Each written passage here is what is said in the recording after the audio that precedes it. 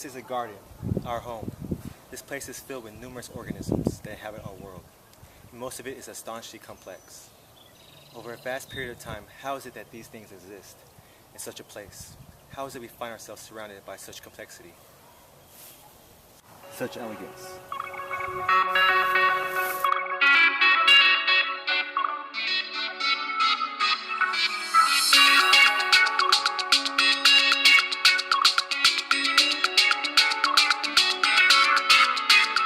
The secrets of nature are time and death.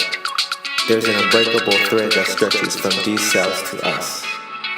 All life is related, and it enables us to construct with confidence the complex tree that represents the history of life.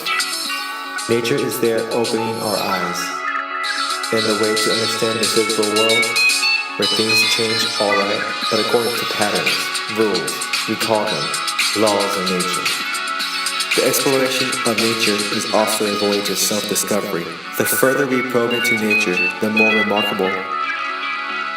The quest for truth in and of itself is a story that's filled with insights. Somewhere something incredible is waiting to be known.